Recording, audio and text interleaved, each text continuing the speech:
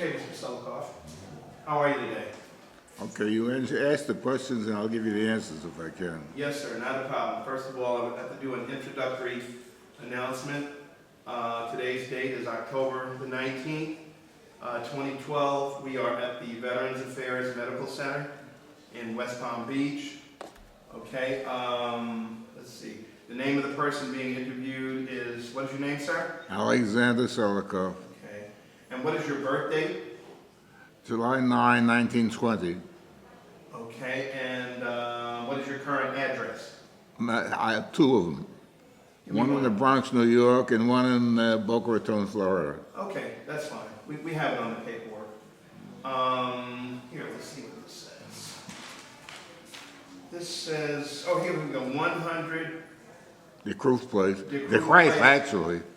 It's the Kreif, it's a Dutchman De Kruif, it's D-E-K-R-U-I-F. place. Place in Bronx, New York, 10475. 10475, okay. And the only people attending this interview are myself, Carlton Cartwright, I'm the Executive Director for the Children's Coalition Incorporated, and Mr. Selikoff. And my affiliate, I think I already said, Children's Coalition Incorporated, ready to go. Okay, what branch of the service were you in? The Army. Okay, and what was your rank when you separated? A sergeant, I was broken down from a tech sergeant Okay, by a poor Nazi. They got him though. E what? E Huh? what were you? Lieutenant Colonel Nickel.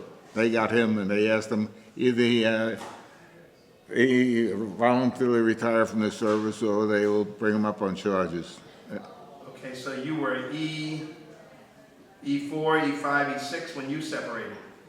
Your rank. When I separated, I was a sergeant, three stripes. Okay, gotcha. All right. They couldn't advance me anymore because they froze all the ratings at that point, Okay. and they wanted to put me back. In fact, I was supposed to be a warrant officer on rank, but they never gave it to me because of my religion, basically. Oh, really? Believe it or not.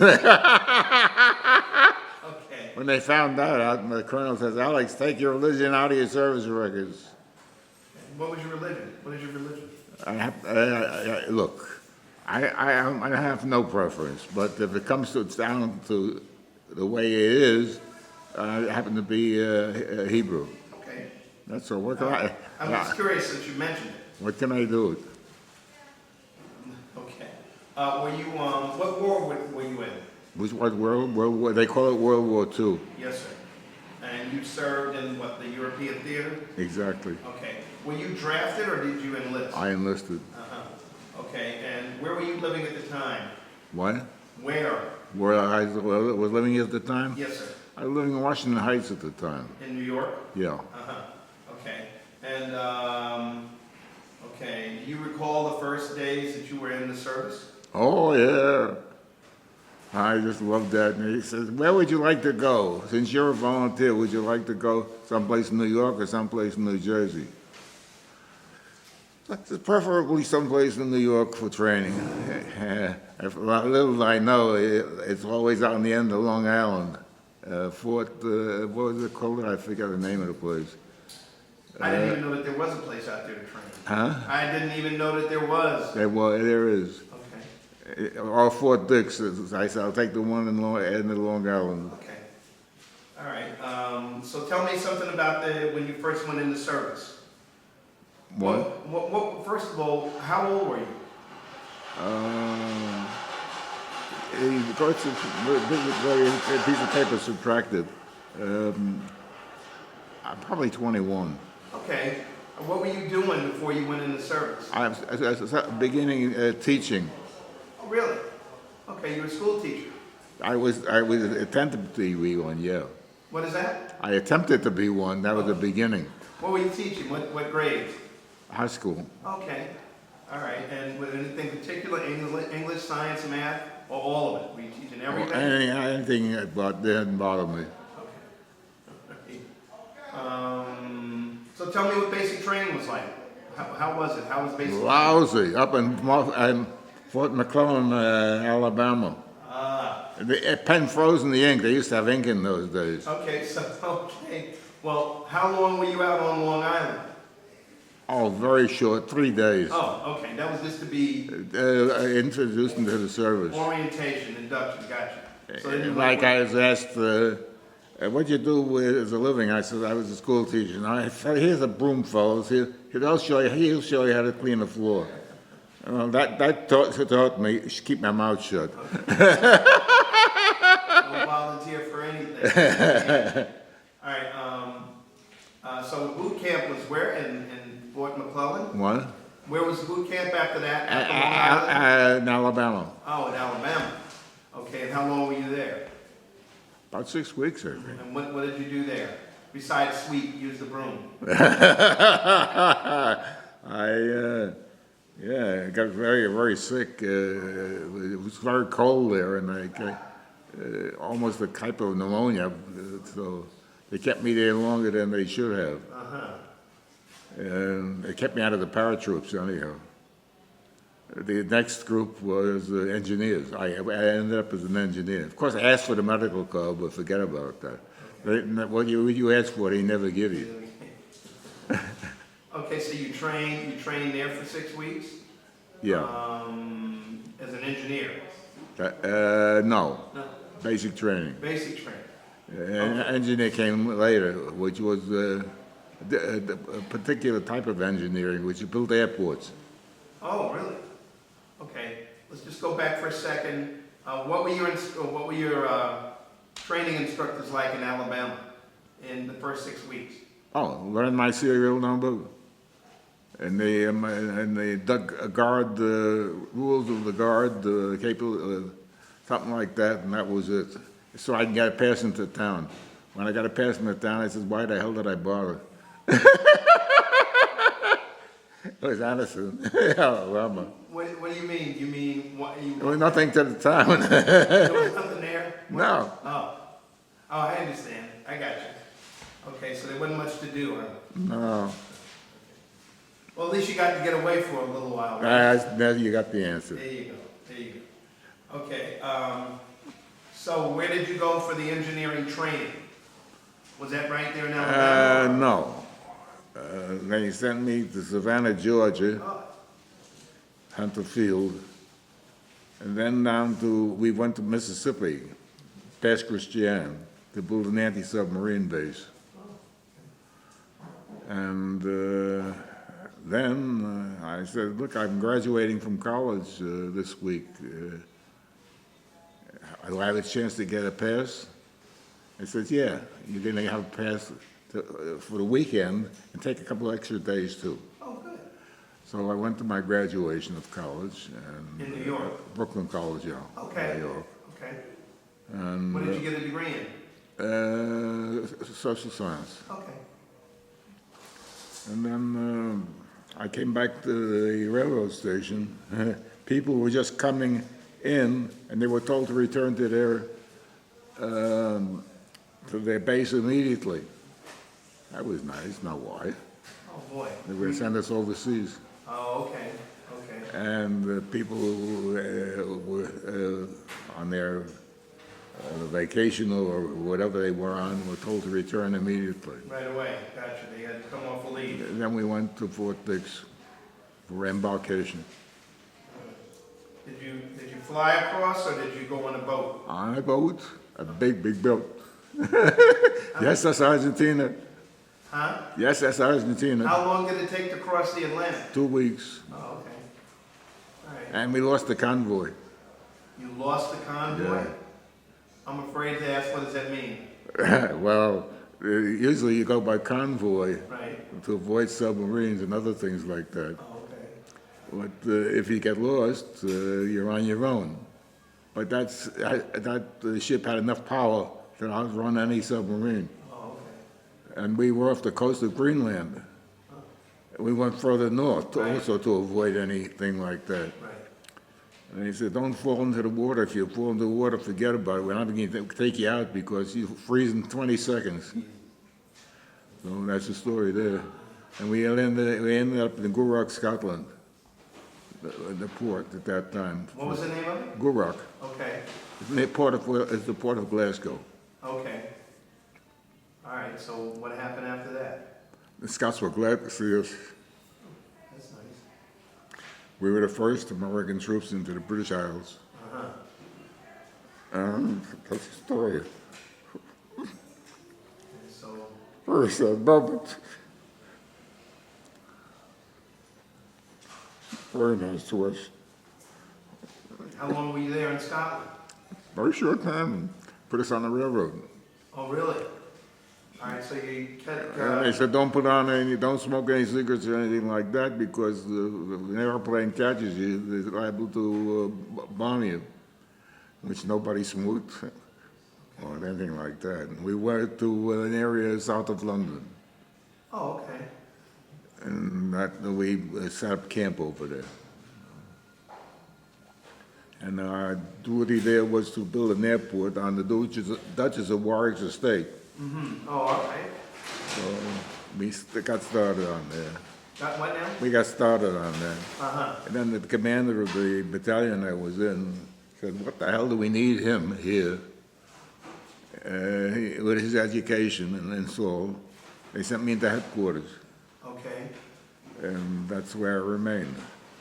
And the prisoners of war division of the Provost Marshal's Office General of the ETO. It was called the European Theater of Operations. Right. So what was your job? I created my job. I'm listening. The colonel sat on one side and I sat on the other side. That was the job. We were divided into two portions. One was at what the hell, near Cheltenham, I forget the name of the area. Well, we incarcerated the prisoners, and they were under separate control. And we were the people who had the information concerning them. So my job was information, but it was more than that. Not only did it concern information about who was a prisoner and certain information that the Germans wanted to know, but we kept information on our own people. People who were shot down, and I named them the Prisoner of War Information Bureau. Okay. So anything you wanted to know, ask us and we'll tell you if we get the answer. And the British had certain arrangements with the Germans, which they made before the war, where they would exchange information immediately if they found information, like if a plane shot down or anything like that. They would tell you the information of the people who got shot down, and you could give the information to Washington, which then took care of all the records and things that had to take care of. How did you send information to Washington? You send it by mail I or called it a electronic? nominal roll. Excuse me? A nominal roll, I called it. What is that? A list of the people missing in action, and right next to it, what happened to them. If I could find out that information. And how did you send it to Washington? But the way the government sent things to Washington, I don't On know. a boat or? Probably by mail, Right, by their system of mail. Now, I was wondering if you sent it electronically by phone or teletype or anything. No, like they didn't that. have it in those days. Okay, all right, I didn't know. A little bit before my time. Okay, Okay, I'm just gonna go back for a minute. sure. When you landed in Scotland, you said you really liked the people there, I think? And, how long were you there? You said 3 days? How long were you? Very short time, Very just short. to get on the railroad. The people were so nice to us. Uh-huh, I still remember it. I see. That brings back a lot of good memories, huh? That's good. I always liked to come back to Scotland when I had to escort a prisoner to Prestwick Airport, and I stayed there several days. And the Scottish hospitality was beautiful. Okay. food good? Keep it herring if you liked it. And oatmeal. Okay, okay. All right, so back to the south of England, south of London. We were building, supposed to build an airport. We got started there, and the commander of the battalion said, "What the hell do we need him here for? To run a cement dock or something like that?" So they sent you to headquarters. They asked that the people who had a college education had better be sent into London Base Command for their setup over there. That's what it was called originally. And I was, and they asked me what I like to do, what I can do, and I had two choices. I could either work with prisoners of war or work with what the other choice again? Oh, with occupational forces. But I was warned about occupational forces. You may have to stay in longer than the war because they have physical occupation of the area. Right. So I picked. I was going to pick it anyway. Prisoners of war. And here I was, the colonel and myself. We were the whole shoot, the whole thing there. And I was going to set it up. So I asked Prisoners of War Division and Prisoners of War Information Bureau. One was our prisoners, and I had a list of our prisoners and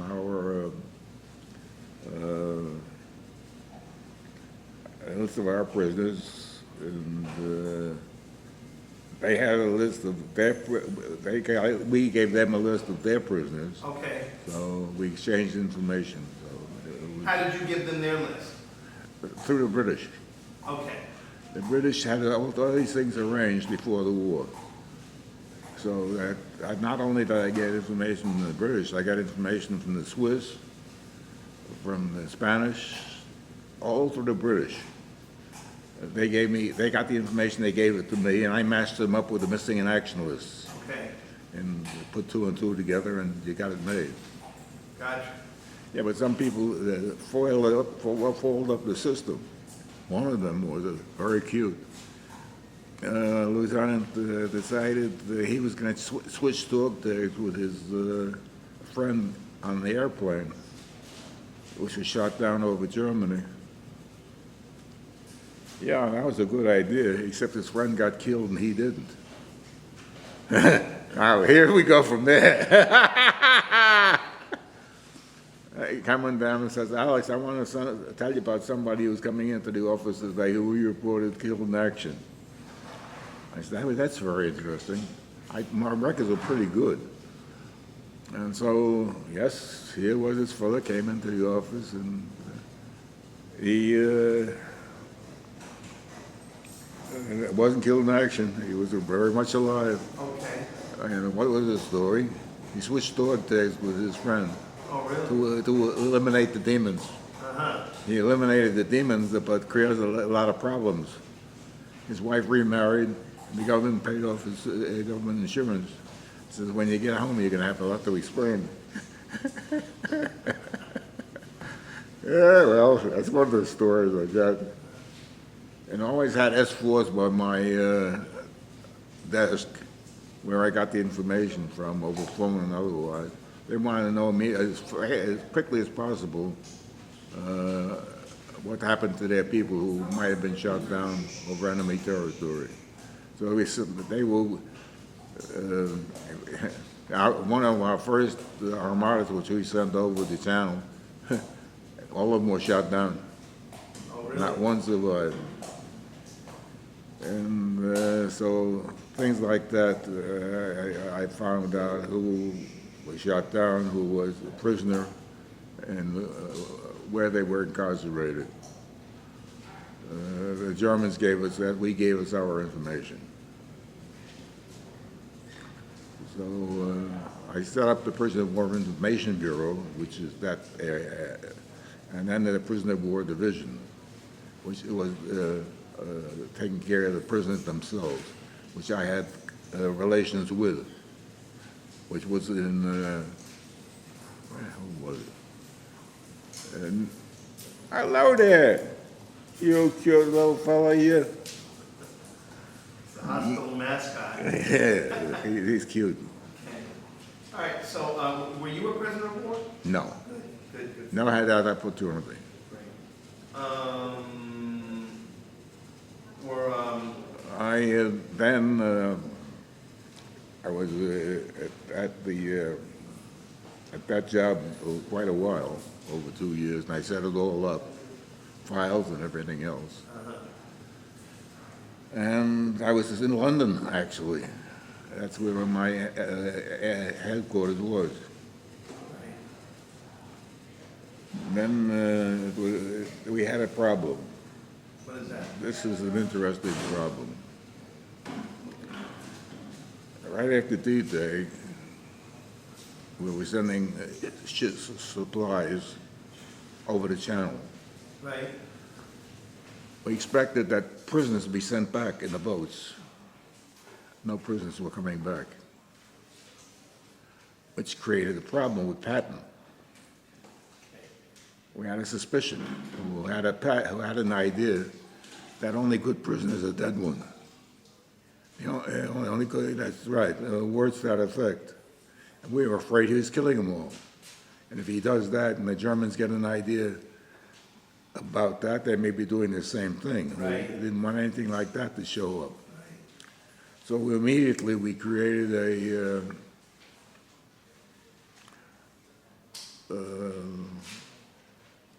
took two military police platoons and set them up to deal with prisoners of war.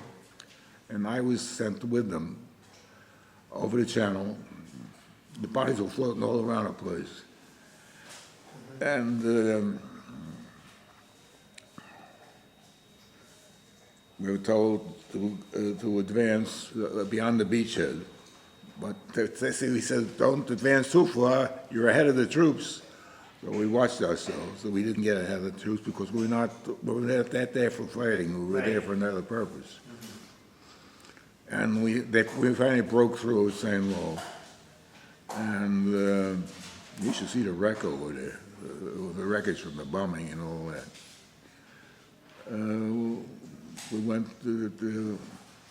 We ended up sending up a base at Saint-Deganec, which is in Normandy.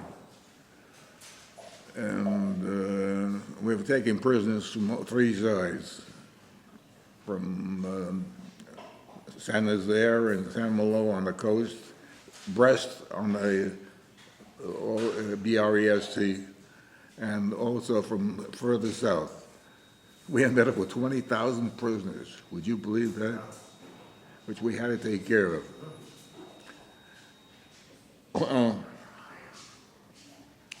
We had a tough time getting even water for them to drink.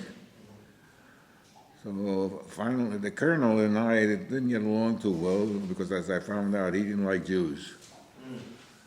And that was the beginning of a problem. Right.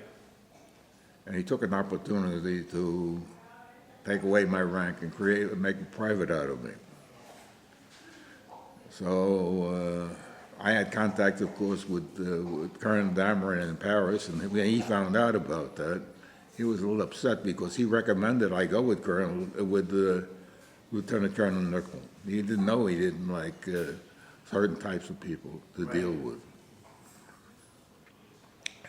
So they ordered me to go to Paris, to Versailles, and I was put into headquarters there. And the prison camp, which we had set up, was going to be disbanded, and the prisoners turned over to the French. And the colonel said, you're going to set up, Alex, where are you going to send the people who ran the camp? The ones you didn't like, send them to the front lines. Okay. So we took care of that little matter. So let's see, where am I so far? Oh yeah. Then they sent me up at PWX.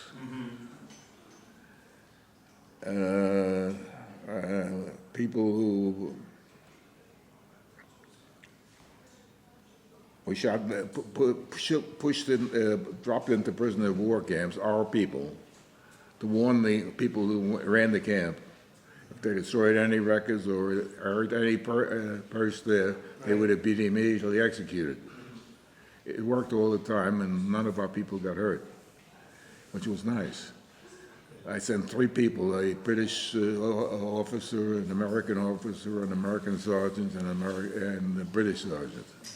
4 people who dropped over into the camp as we were approaching. That was PWX. And then after PWX, what the hell did I do? I was in Frankfurt then. We had gotten through Germany. And in Frankfurt, the nicest time I had in the army was in Germany, if I may say so. And what can I say? That was the end of the story. And I stayed there about 6 months or so until in headquarters. Right. Schaefer was called, Supreme Headquarters, European Command. And I was assigned there in the headquarters building, which was the IG Farben factory. It's okay.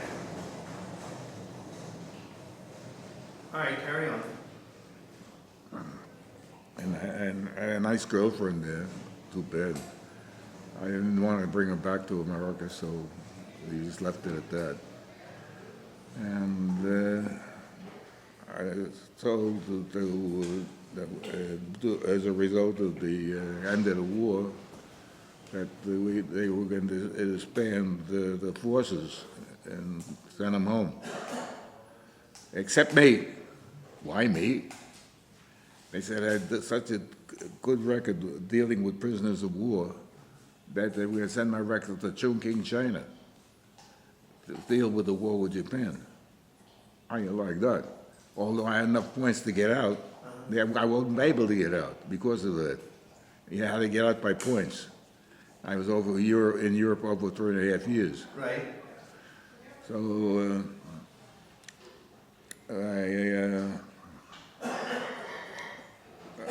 I expected to be sent to Chongqing, China. But that never happened because somebody dropped a couple of atomic bombs on Japan. And that took care of that little matter. Right. There you are. All right.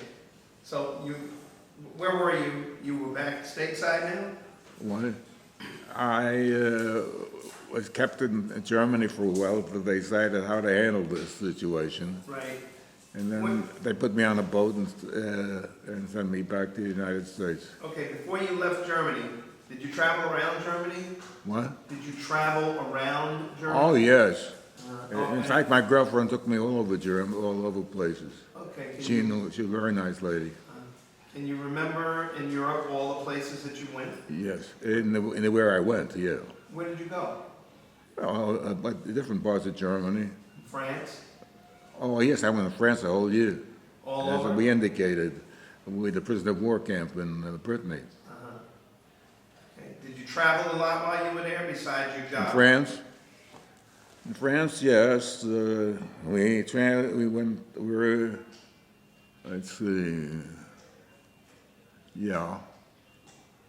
We traveled quite a bit in France. In fact, I was at Versailles. They had me at Versailles at the headquarters for a while. And they wanted us to pay car fare into Paris. We said, no way. Guess what? We didn't pay. We liberated you. You're lucky. All right, so they cleared up the issue. You didn't have to go to China. So what did you do after? I had a problem after that. They sent me back home Where? to New Jersey. Okay. And disembarked there in Camp Kilmer, I think they sent us to be taken out of the service. The only trouble was, I had no service records. They were in Chongqing, China. Lord. What? How could they despise me? Yeah. So what happened? So I was there for a week. And other people were there from the Asiatic Pacific. They were there 2 weeks, and others were going out. What's going on here anyhow? Don't they like us or something? Well, we went out to see the camp commander. I stand up a committee, and who do they appoint as head of the committee? Me. And we said to the camp commander, and we told him the story.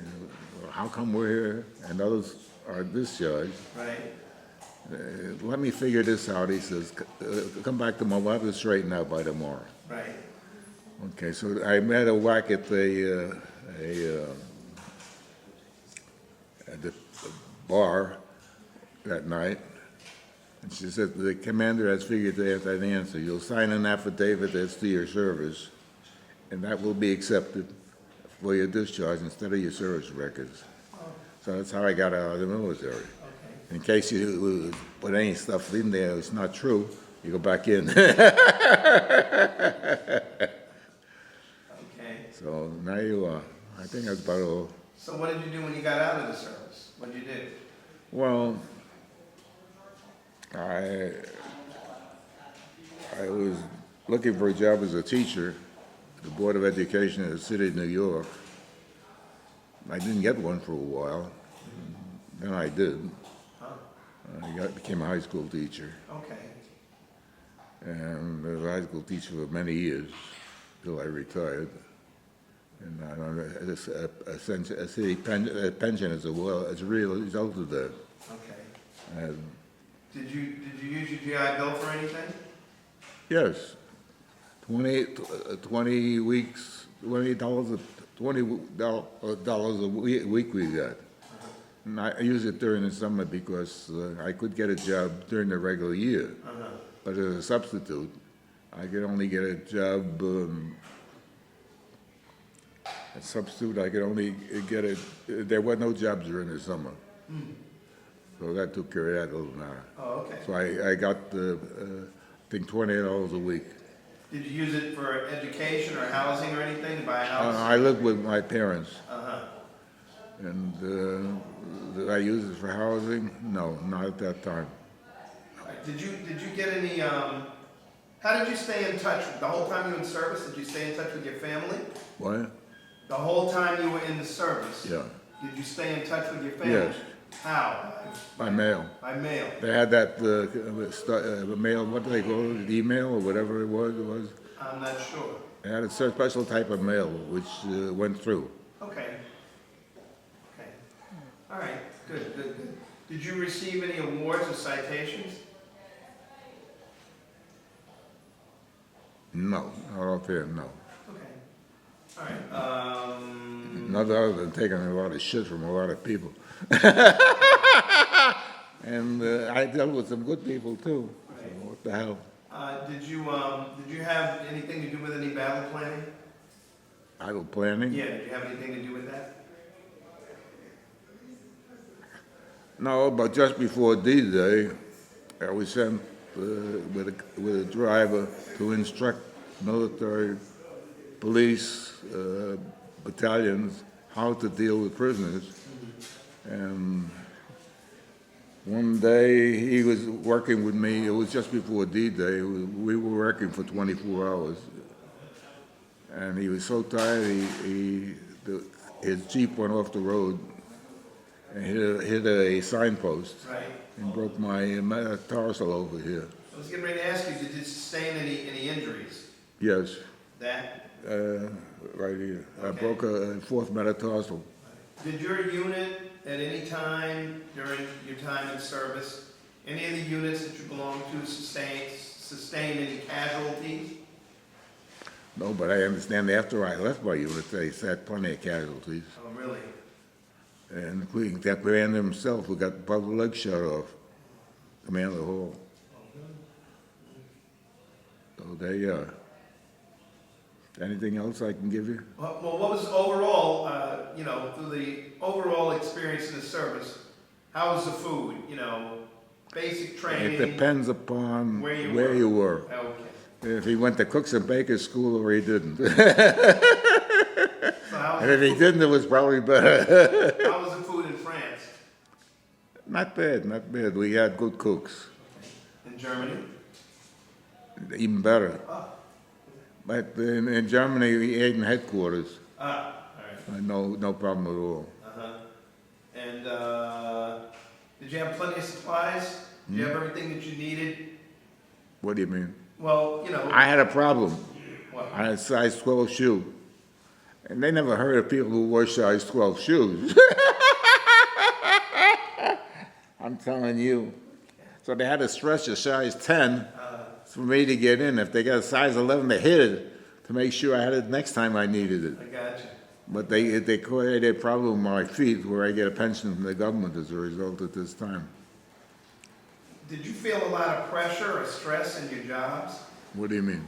Well, I mean, with the jobs that you did in all three places, in south of London, in Versailles, in Yeah. France, and in Frankfurt, in Germany, were you under a lot of pressure at any time? Were you under a lot of pressure? No, Stressful? no, No? no. Okay. They knew I knew what I was doing, and they let me do it, that's all. They knew what? And they let me do it. Right. In fact, I set up many things which the colonel got credit for it and became a colonel from a lieutenant colonel. And that's how I got my increases in rank till I became a tech sergeant. What did you do for entertainment? That's a very interesting question. I mean, I don't know how to answer that one. did you enjoy yourself? Many times, yes. We can leave that alone. Okay, that's good. That's good. Did you keep a diary? No, no. I did it one time, but after that I decided it wasn't necessary. Oh, all right. All right. Did you collect a lot of photographs? No, but I got a Nazi flag. Okay. I was in Frankfurt. You got a souvenir. I was in Frankfurt, and I had a toothache and a very bad one. And so I went into the dentist in the post that was situated there. Right. And the nurse there, who spoke a good German like I did, and she says, look, you have to wait for him to take care of you. You'll have to wait a couple of weeks. Go to my friend, the dentist in Frankfurt, and he'll take care. Just tell him I sent you. He'll take care of you, okay? Okay. So I went into Frankfurt, and I forget the name of the Goethestrasse or whatever it was. And he sees a sergeant walk in there. Oh, he's in trouble. What do you do now? I said, take it easy. You're not in trouble. I told him the story that the nurse of the dentist of the post sent me here to you. And he saw what the situation was. He said, I'll take care of it. And I said, what will it cost me? He said, a pack of cigarettes each time you come. How's that? That's a good price, I'm telling you, because I used to get 10 packs for 50 cents. Yeah. I couldn't get cigarettes. Chesterfield's nothing but the best. Oh, okay. I used to smoke them, killed my father, but so what? What can you do? You get into that habit, it's pretty rough. Did you make any close friendships while you were in the service? For a while, but then they dissipated over the years. Okay. Did you join any veterans organizations? Yes. Which ones? I'm a member of the American Legion, I'm a member of the Jewish War Veterans, and one more someplace. Got lost. It's DAV? DAV, exactly correct. How did I miss that? This is not the one I belong to, of course. Okay. All right. They gave me this hat. All right. Okay, couple more questions. Did your military experience influence your thinking about war or about the military in general? And it showed me how foolish people could be to go kill each other. And why they do that, I still can't figure out. And of course, you got these crazy people who get control of governments, and it's rather rough. To get them rid of them, it's kind of rough. Sometimes you can't do it at all. They become dictators. And what do? We have them today too. So that's the human beings are human beings, what they are. Anything else I can do with you? Yeah, one more. How did your service and experiences affect your life? Well, it took quite a few years out of it. And